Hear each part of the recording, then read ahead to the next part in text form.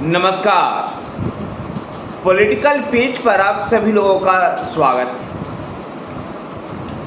उत्तर प्रदेश में भुआ और बबुआ की जोड़ी चुनाव मैदान में थी 2019 में। 2019 के लोकसभा चुनाव में समाजवादी पार्टी और बहुजन समाज पार्टी ने मिलकर चुनाव लड़ा था। उस चुनाव में बहुजन समाज पार्टी को 10 सीटें और समाजवादी पार्टी को 5 सीटें पर विजय मिली थी। लेकिन लोकसभा चुनाव के तुरंत बाद ही दोनों के बीच में गठबंधन टूट गया। उस चुनाव में भुआ और बबुआ की जोड़ी बड़ा हिट रहा था, लेकिन चुनाव परिणाम के बाद ही दोनों के बीच में गठबंधन लंबा चल नहीं पाया। आखिर गठबंधन टूटने के लिए जिम्मेवार कौन? आज 5 साल बाद इस पर राजनीतिक बयानबाजियां हो रही। जहां मायावती ने पहले आरोप लगाया कि 2019 लोकसभा चुनाव परिणाम आने के बाद समाजवादी पार्टी मुखिया अखिलेश यादव उनका फोन तक भी नहीं उठा रहे। उनका और बहुजन समाज पार्टी के कई और नेताओं का वो फोन तक भी नहीं उठा रहे थे। तो वहीं पर दूसरी तरफ इसका जवाब देते हुए, इसका पलटवार करते हुए समाजवादी पार्टी मुखिया अखिलेश यादव ने लिखा कि उल्टे मायावती ही उनकी फोन नहीं उठा रही थी और किसी भी तरीके से कोई बात नहीं कर पा रही। इस पर फिर से पलटवार करते हुए मायावती ने सोशल मीडिया साइट एक्स पर लिखा कि 5 साल पहले भी गठबंधन टूटने के लिए जो कारण जिम्मेवार थे वो मैंने सार्वजनिक मंचों से कहा था कि अखिलेश यादव बात नहीं कर रहे हैं, और अब अखिलेश यादव ये सफाई दे रहे हैं कि हम बात नहीं कर रहे थे। इस तरह का बार और पलटवार चला।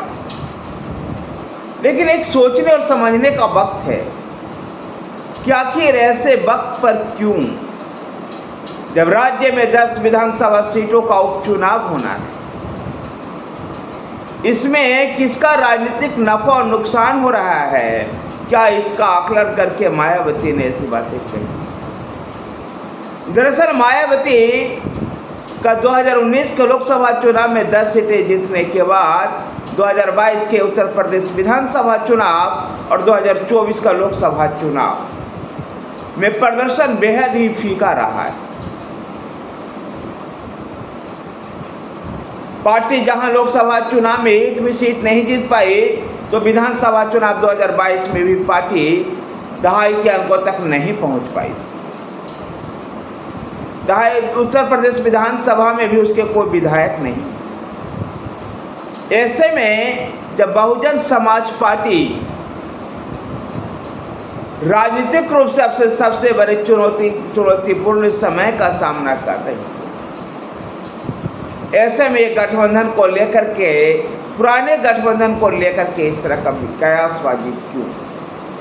मायावती ने यह भी कहा कि 1993 और 2019 2 बार समाजवादी पार्टी के साथ गठबंधन किया गया, लेकिन दोनों बार पार्टी के मान सम्मान को उन्होंने नुकसान पहुंचाया। और इससे बहुजन समाज पार्टी जाति आधारित राजनीति नहीं करती है, बल्कि सर्वजाति का विकास ही उनका फार्मूला है। इसलिए उन्होंने समाजवादी पार्टी से गठबंधन तोड़ा।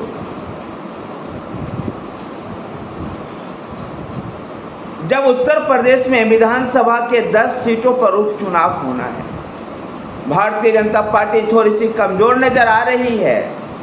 ऐसे समय में इस गठबंधन को लेकर के चर्चाओं को गर्म करके मायावती क्या हासिल करना चाहती है, ये एक सवाल है। गौरतलब है कि उत्तर प्रदेश में 4 बार मुख्यमंत्री रह चुकी है मायावती का में दलित वोट पर उनकी पकड़ बड़ी मजबूत थी। विशेषकर जाटा वोट उनका विशेष वोट बैंक हुआ करता था, लेकिन चुनाव दर चुनाव ये वोट बैंक खिसकता चला गया। अब दलित वोट बैंकों पर अपनी दावेदारी जताने के लिए बहुजन समाज पार्टी के अलावा भी एक और पार्टी चंद्रशेखर आज़ाद उर्फ रावण की आज़ाद समाज पार्टी भी मैदान में है, जहां आज़ाद समाज पार्टी लोकसभा चुनाव में उत्तर प्रदेश की नगीना सीट जीतने में सफल रही। ये मायावती के लिए चिंता का विषय हो सकता है। ऐसे में बहुजन समाजवादी पार्टी के साथ गठबंधन को लेकर के चर्चा करना संभवतः उनके एक विशेष वर्ग के वोटों को अपनी तरफ खींचने को लेकर के हो सकता है। देखना दिलचस्प होगा कि बहुजन समाज पार्टी जिस तरह से आजकल राजनीतिक चुनौतियों का सामना कर रही है, ऐसे में अपने राष्ट्रीय पार्टी का दर्जा है वो भी बरकरार रख पाती है या नहीं। जिस तरह से साल दर साल चुनाव दर चुनाव बहुजन समाज पार्टी का प्रदर्शन खराब होता जा रहा है, इससे कई तरह के सवाल उत्पन्न होते हैं। फिलहाल उत्तर प्रदेश के 10 सीटों पर उपचुनाव होना है। ऐसे में मायावती वहां पहली बार उपचुनाव लड़ने का ऐलान की है।